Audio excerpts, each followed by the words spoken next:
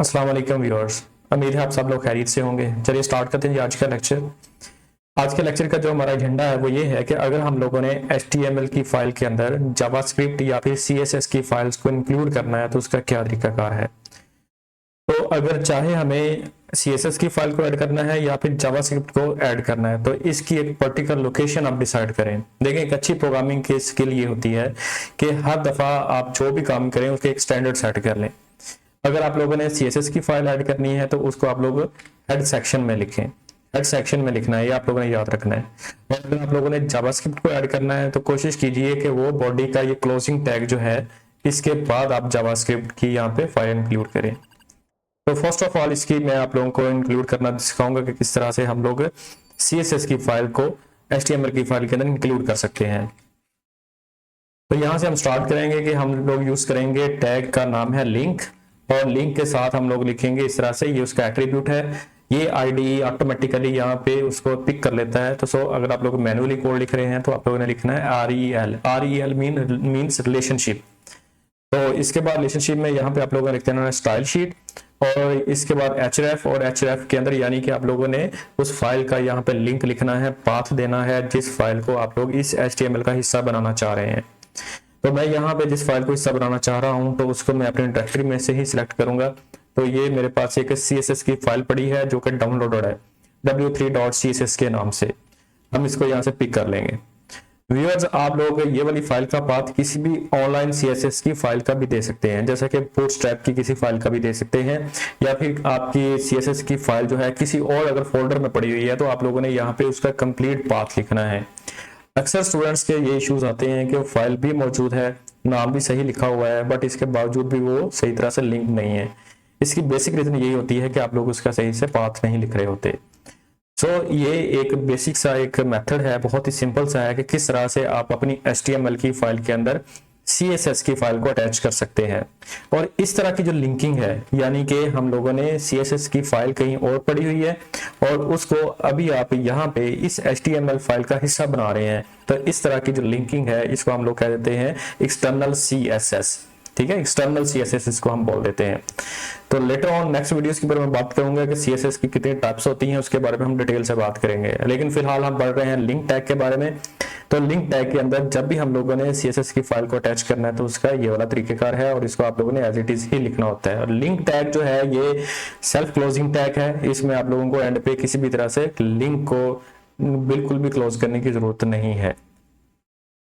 Students, इसके बाद हम बात करेंगे कि जावास्क्रिप्ट की किसी फाइल को अगर हम लोगों ने HTML की फाइल के अंदर इंक्लूड करना है, यानी कि इसका हिस्सा बनाना है, तो उसका क्या तरीकेकार है।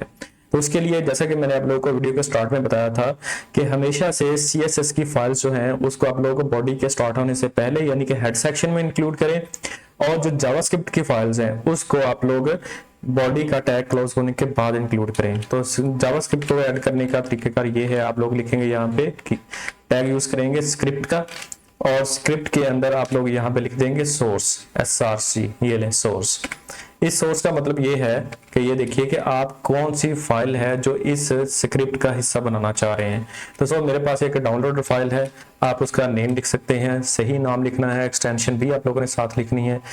तो ये नीचे कहीं देखते हैं पड़ी हुई, ये देखिए ये एक जावास्क्रिप्ट की फाइल है, jQuery है बेसिकली। असल में ये बिल्ट इन फंक्शंस होते हैं इसमें। इसके ऊपर प्रॉपर एक वीडियो सीरीज आप लोगों के लिए मैं बनाऊंगा, उसको जरूर देखिएगा किस तरह से हम लोग जावास्क्रिप्ट के एडिशनल फीचर्स को हम लोग अपनी HTML की फाइल के अंदर यूज कर सकते हैं। तो ये बिल्ट इन फीचर्स हैं असल में इसके अंदर jQuery के अंदर। तो ये नेट के ऊपर ओपन सोर्स पड़ी है, आप इसको डाउनलोड करके अपनी HTML की फाइल का हिस्सा बना सकते हैं। तो मैंने इसको डाउनलोड किया हुआ है, ये मेरी डायरेक्टरी में पड़ी हुई है। तो जस्ट मैंने इसका यहाँ पे नाम लिखूंगा, कंप्लीट नाम लिखना है, और ये इसका मिनिमम वर्जन है। ठीक है, और इसमें एंड पे एक्सटेंशन लिखना लाजमी होता है। और इस तरह से आप लोग देख सकते हैं व्यूअर्स के स्टार्ट में मैंने CSS को अटैच कर लिया, एंड पे मैंने अपनी जावास्क्रिप्ट की फाइल को ऐड कर लिया हुआ है।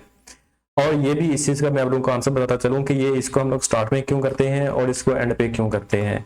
स्टूडेंट्स, की बेसिक रीजन ये है कि देखिए, जब HTML का पेज लोड होता है, आपका ब्राउजर उसको डिकोड करता है, इंटरप्रेट करता है, तो जैसे ही उसके टैग्स को वो डिकोड करता जाता है, तो अगर आप लोगों ने उसकी CSS की फाइल को बॉडी से पहले नहीं लगाया होगा तो पहले HTML लोड हो जाएगी, फिर उसके बाद कलर्स आना शुरू हो जाएंगे, जिसका इम्पैक्ट यूजर के ऊपर अच्छा नहीं पड़ेगा।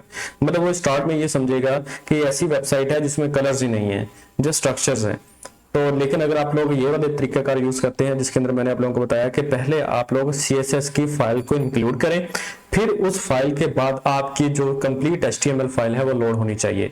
यानी पहले हमें उसके colours, graphics, each and everything memory में वो लोड हो जाए, फिर उसके बाद HTML जब आएगी तो ऑटोमेटिकली उसमें पहले से उसको फिट नजर आएगी, जिसकी वजह से यूजर का जो रिव्यू है, इम्पैक्ट है वेबसाइट के हवाले से बेहतर रहता है। अगली बात करते हैं जी, jQuery को क्यों बेसिकली एंड पे लगाया जाता है। देखिए jQuery जो होती है या फिर जावास्क्रिप्ट की जो फाइल्स होती हैं, ये वेबसाइट के लोड होने के बाद एक्शंस होते हैं जो कि यूजर की तरफ से ट्रिगर होते हैं।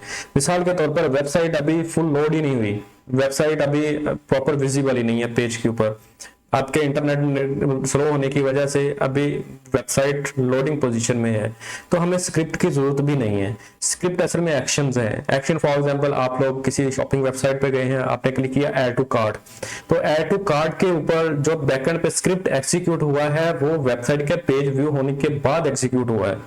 सो पहले हम लोगों ने ऐड टू कार्ट नहीं कर दिया, तो पहले हम लोगों ने प्रॉपर पेज का व्यू देखा, व्यू देखने के बाद हम लोगों ने डिसाइड किया, ये सारे प्रोसेस के दरमियान हमारा टाइम यूज हुआ है। तो इसीलिए अमूमन रूटीन यही होती है और इसी को ही फॉलो किया जाता है कि जब तक पूरा HTML का पेज लोड नहीं हो जाता तो आप जावास्क्रिप्ट की फाइल को स्टार्ट में उसको लोड करवाने की बिल्कुल भी जरूरत नहीं है, आप उसको एंड पे रखिए। ये ऑन पेज स्क्रिप्ट होते हैं, ये ऑन पेज ट्रिगर्स होते हैं। जब आप लोगों का पेज पूरे का पूरा एग्जीक्यूट हो जाता है फिर उसके बाद हमें स्क्रिप्ट की जरूरत पड़ती है। अगली बात यह है कि ये हम चेक कैसे कर सकते हैं कि हमारी जो HTML की फाइल है उसके साथ CSS या फिर जावास्क्रिप्ट की फाइल अटैच हो चुकी हुई है या नहीं हो चुकी, इसका भी हम लोग वेरीफाई करते हैं। इसका मैं आप लोगों को तरीका बताता हूँ। व्यूअर्स यहाँ पे देखिए, फिलहाल चूंकि मैंने टैग कुछ भी नहीं लगाया हुआ व्यू करने के लिए, लेकिन हम लोगों के सामने एक ब्लैंक पेज आ रहा है, तो मैं यहाँ पे ये चेक करना चाह रहा हूँ कि मुझे CSS की यहाँ पे एक्सेस मिल चुकी है, जावास्क्रिप्ट की एक्सेस मिल चुकी हुई है। तो कैसे वेरीफाई करेंगे, उसके लिए आप लोगों ने प्रेस करना है Ctrl+U।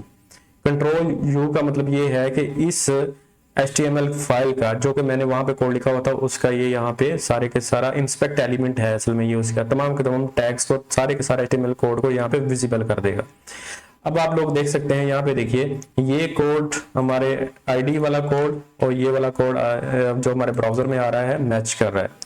तो ये हमारी फाइल लगी हुई है W3 CSS की, आपने यहाँ पे क्लिक करना है।